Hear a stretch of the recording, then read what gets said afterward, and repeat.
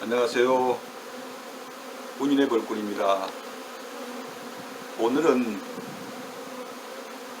그 석고병 있죠. 또 우리가 다른 말로는 백묵병이라 그러는데 그 석고병에 대해서 한번 안내를 드리고 싶습니다.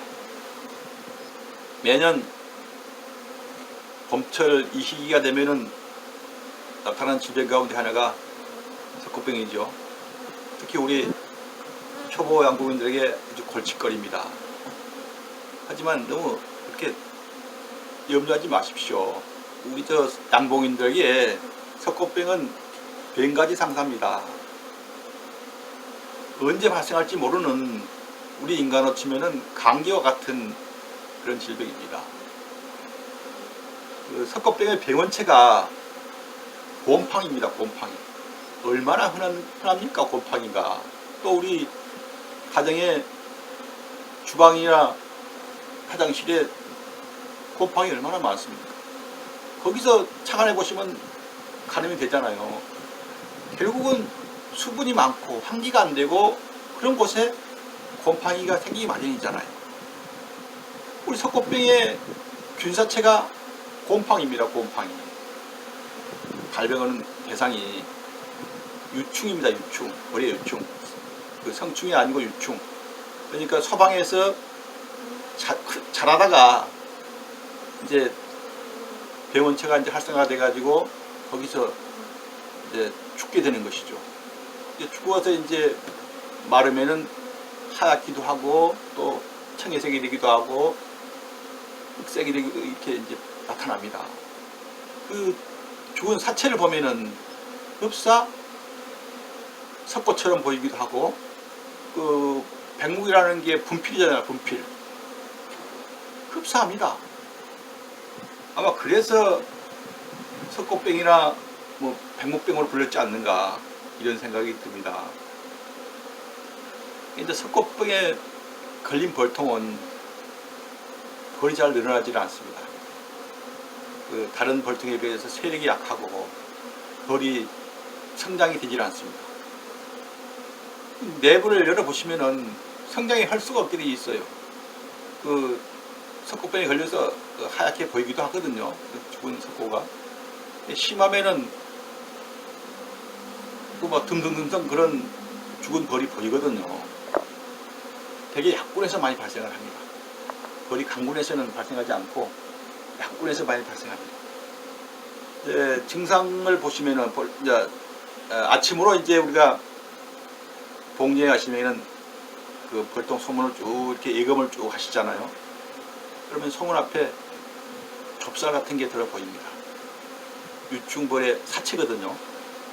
이제 그걸 보고 이제 여기 좀 석과 이 벌통은 석과 있구나 이렇게 판단을 하셔야 됩니다. 저도 처음에 그게 뭔지를 몰라가지고 왜 이럴까 그런 생각을 했던 적이 있었어요. 더 좀 불편한 점은 이제 곧 4월달에 벌화분을 받게 되잖아요. 그러면은 이제 그 유충을 버리려고 나가다가 그 체분기에 딱 걸려서 그 안에다 떨어뜨립니다. 그러면은 벌화분 선별할 때 전부 또 가려내야 되잖아요. 그 일이 아주 번거롭습니다. 그러니까 지금도 조금 뭐 빠른 건 아닙니다만은 지금이라도 빨리 그 처치를 해 주셔야 좀 일손이 덜어집니다. 이제 석고병의 치료제라고 우리가 흔히 그 양봉하신 분들이 사례를 많이 내놨죠. 그 치료제를 보면은 프로피온산 나트륨, 클로로칼키, 그 우물 소독약이죠. 또 락스, 우리 가정에서 많이 쓰는 락스 말입니다.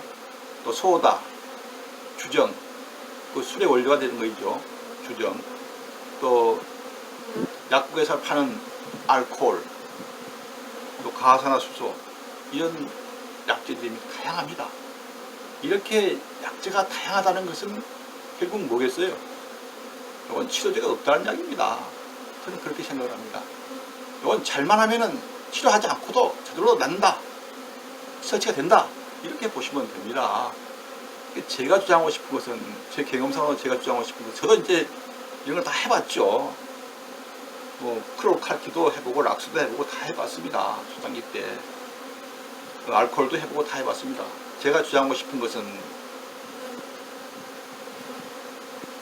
벌통 내부를 습하게 하면 안 된다.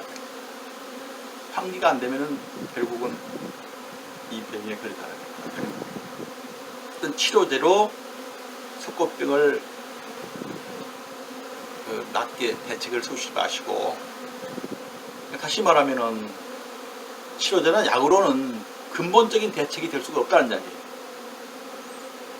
병원체가 곰팡이라는 것은 지금은 없더라도 언제든지 벌통 내부의 환경이 안 좋으면은 발생할 수 있다는 것이죠. 그러니까 중요한 것은 벌통 내부의 환경을 개선해 주는 것이 석고병의 근본적인 치료다. 저는 이렇게 주장을 하는 겁니다.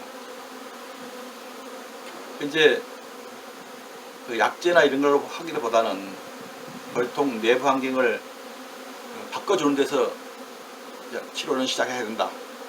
석고병의 대책은 시작돼야 한다는 걸 말씀을 드리고, 굳이 이 약제를 하고 싶다 그러면은 우리 먹는 고급 식품 아닙니까? 벌꿀이.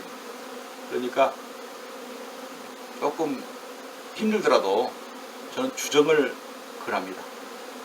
주정을 조금 물과 희석해서 한 80, 우리 저기 시중에서 파는 알코올이 한 80도 됩니다. 이게 주정을 이제 원액일 경우 주정을 한 80도로 좀 물 희석해서 낮춘다든가, 또 이렇게 희석된 것을 파는 양복원이 있습니다. 이제 주정을 이렇게 구입해서 또는 희석을 해서 이제 그 분무를 해주는 겁니다.